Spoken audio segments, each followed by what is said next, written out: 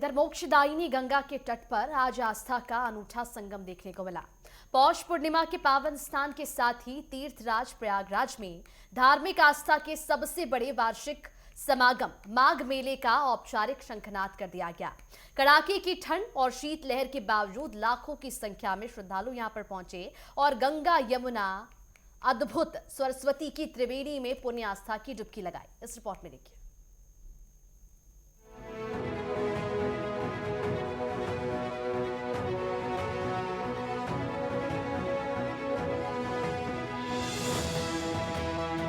संगम की रेती पर तंबुओं का शहर बस चुका है। पौष पूर्णिमा के मुख्य स्नान के साथ ही एक महीने तक चलने वाले कल्पवास का कठिन नियम भी शुरू हो गया है। देश के कोने कोने से आए श्रद्धालु जय गंगे के उद्घोष के साथ त्रिवेणी में डुबकी लगा रहे हैं। प्रशासन के मुताबिक सुबह से ही लाखों लोग स्नान कर चुके हैं। सुरक्षा के कड़े इंतजामों के बीच सीसीटीवी और ड्रोन कैमरों से पूरे मेला क्षेत्र की निगरानी की जा रही है।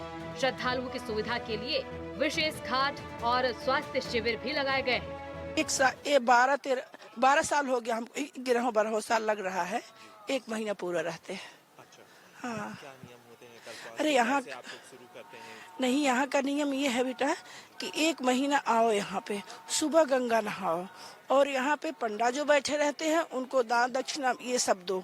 उसके बाद में घर में जहाँ रहते हो वहाँ भी दो और एक टाइम एक अन्न 1 बार खाओ और कोई फलाहार कर लो। बाकी अपना जप करो, पूजा करो और हवन करो, सत्संग करो। और जिसको पढ़ना लिखना नहीं आता है वो अपना सत्संग सुने, भागवत सुने, ये सुने। और जो और हैं अपना बैठ के जाप करें, माला का जाप करें, अपने गुरु का मंत्र का जाप करें। ये नियम है यहाँ का। और यहाँ का दान का बड़ा महत्व है। कितना भी आप दान करो वो अच्छे पुण्य के बराबर है, उसका कोई वो नहीं है। ये क्षेत्र की इतनी बड़ी महिमा है इसका, यहाँ कल्पवासी का। और इसमें काला तिल और ये अपना लड्डू गुड़ का और ताम का लोटा ये सब दान भी देते हैं और लेके सिर पे नहाती भी है महीने में 2-3 दिन। हमारा नियम है आज से 1 टाइम का भोजन करना है। सुबह 4 बजे के गंगा स्नान करना है, पूजा पाठ करना है, सुबह सुबह महात्मा को दान देना है। ये हमारा काम है। हाँ, 1 महीने तक हमारे लोगों को है।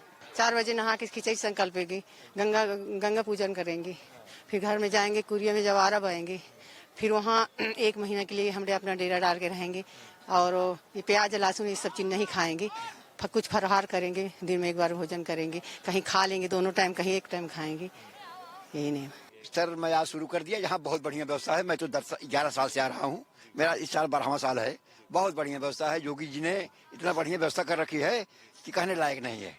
क्या कल्पवास के नियम होते हैं? कैसे कल्पवास के नियम होते हैं? आप सुबह स्नान कीजिए और 1 टाइम भोजन कीजिए, किसी को मार्ग मटा दीजिए, किसी को दे दीजिए, दान कर दीजिए, किसी को लीजिए मत। आप कल्पवास के यही नियम है। 1 टाइम भोजन करना है, चाहे 12 बजे तक आप कर लीजिए भोजन, दूसरे टाइम आप फलाहार कीजिए। यही नियम है सर। माघ मेला आमतौर पे कल्पवास नहीं, सबका होता है, लेकिन कल्पवासी विशेष है सर। इसमें कल्पवासी विशेष है। उधर बाबा विश्वनाथ की नगरी वाराणसी में भी पौष पूर्णिमा की छठा देखते ही बन रही है। दशाश्वमेध मेघ और 80 घाट पर भोर से ही श्रद्धालुओं की भारी भीड़ उमड़ी। भक्तों ने स्नान के बाद बाबा के दरबार में हाजिरी लगाई और दान पुण्य किया।